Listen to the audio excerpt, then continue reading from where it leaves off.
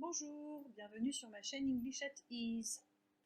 Aujourd'hui, nous allons faire le corrigé du cas pratique que je vous ai donné la dernière fois, le texte sur Divergent.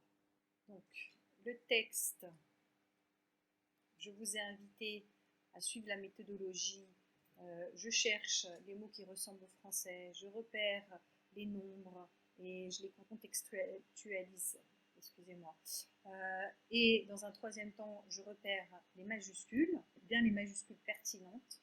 Je vous ai récapitulé sur un slide ce qu'il faut également faire par ailleurs.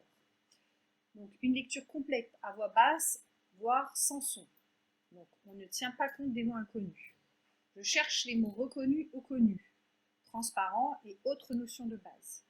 Je repère les informations facilement compréhensibles et décodables, les chiffres, les nombres, les mots en majuscules.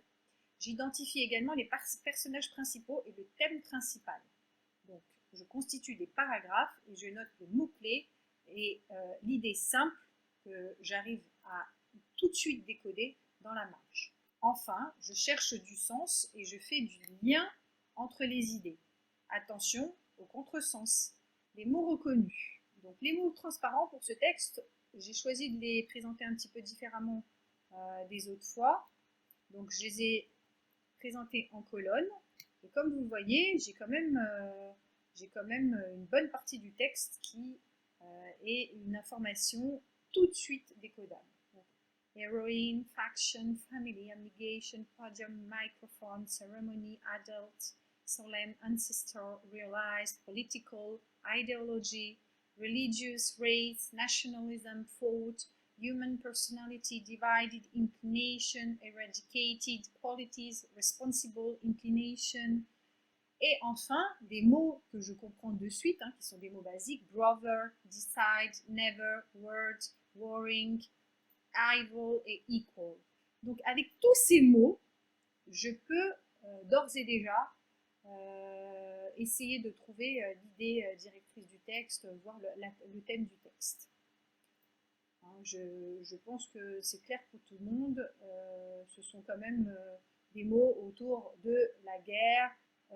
Nous avons aussi certains mots comme podium et solemn, donc il s'agissait du ton qui était solennel, etc., qui font penser à quelque chose qui se passe de manière assez solennelle, donc un discours probablement. Je peux également essayer de voir avec ideology, political, responsible, inclination, etc., religious.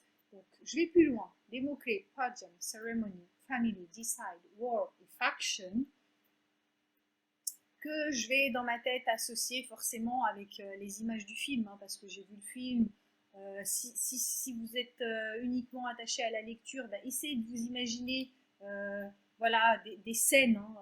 Vous n'arrêtez pas strictement aux mots. Essayez de faire dérouler le scénario dans votre imaginaire. Voilà, vous voyez là, dans le film, c'est le podium, les personnages principaux en famille et cette fameuse cérémonie.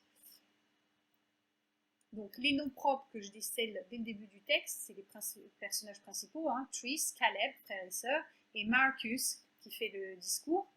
Ensuite, j'ai des noms en majuscules, Dauntless, Erudite, Abnegation, qui sont les factions. Donc j'imagine que c'est vraiment très institutionnel comme institution. Et Choosing Ceremony aussi, qui est en majuscule, donc qui démontre que la cérémonie est vraiment quelque chose d'officiel dans le cadre de ce livre ou de ce film. Les chiffres at 16, donc les paragraphes.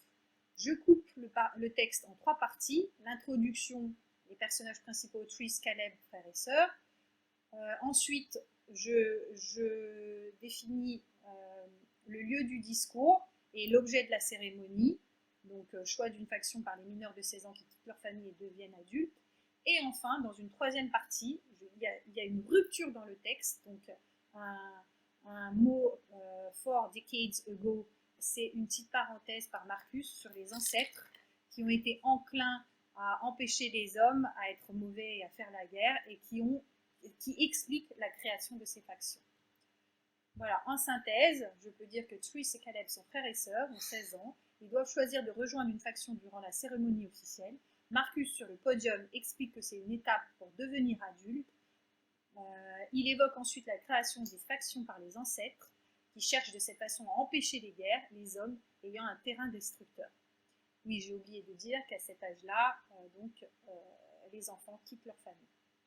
Donc, je réponds aux questions dans cette synthèse who, qui parle, hein, j'ai bien dit de qui il s'agit. Je réponds aux questions où et quand sur un podium. Et what about, qu'est-ce qui est dit dans ce texte? Eh bien, je réponds à la question comme quoi les jeunes sont invités à devenir adultes, à quitter leur famille et à choisir une faction. Voilà, j'espère que c'était clair.